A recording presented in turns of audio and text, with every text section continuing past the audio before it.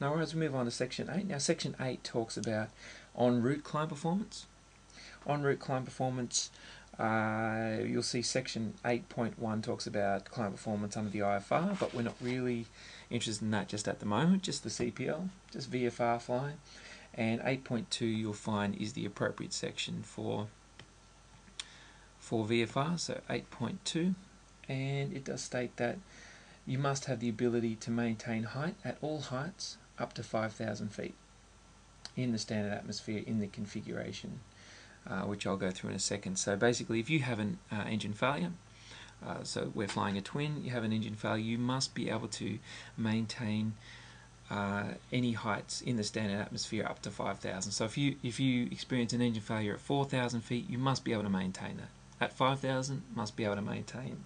Now that's in the standard atmosphere in a configuration which is, let me have a look here. Okay, that's right. So the inoperative engine, it has been feathered. So we need a feathered engine. Why do I keep pressing that? We need a feathered. I need a feathered engine. Okay, our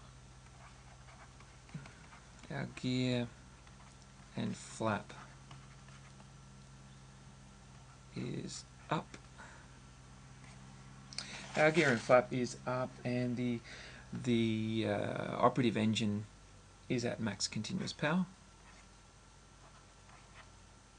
It's producing as much power as possible, and the airspeed's not less than 1.2 VS stall. So the ASI not less than 1.2 the stall speed. So 8.2 is something we might have to spend more time regarding committing it to memory, but it's an important section. If you have an engine failure, I mean it's very important, especially in obviously twin engines. If you have an engine failure in a single, you're in a bit of strife, aren't you? But engine failure in a twin, with the engine feathered, inoperative engine feathered, the gear and the flaps are up. You've got maximum continuous power on the operative engine, and you must be able to, the ASI must be showing not less than 1.2 of the stall speed.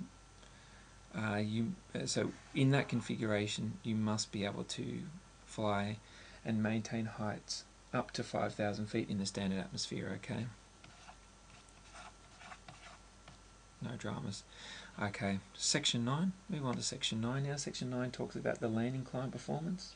So this is similar to our paragraph 7. I suppose we could just...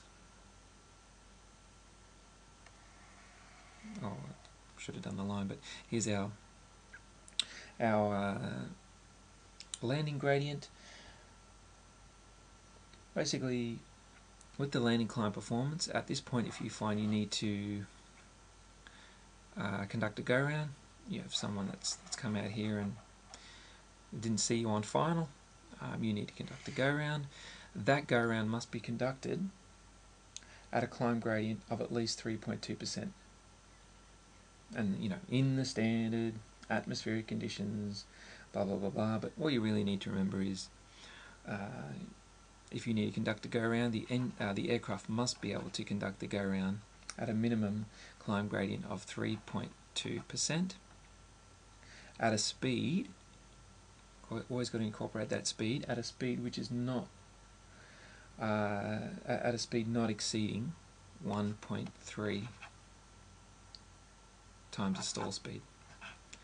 Okay, so that's another easy memory item. Okay, and Section 10 talks about the landing distance required. This is fairly similar, it's pretty much exactly the same as Section 6, sub paragraph A. This is 10.1, sub paragraph A once again, and it just basically states that the landing distance required that you do find on your weight and balance chart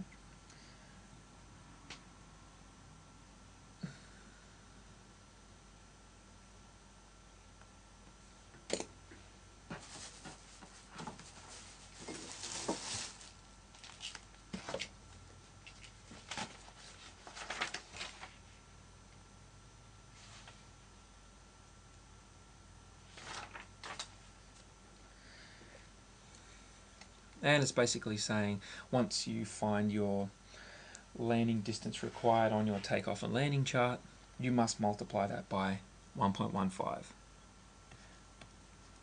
And why do we do that? Why do we have that buffer of 15%? Well, go back and listen to section 6.18 because it's exactly the same.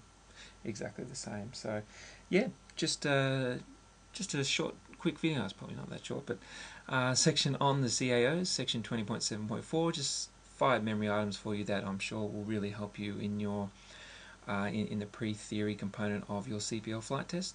And I'll see you in the next video.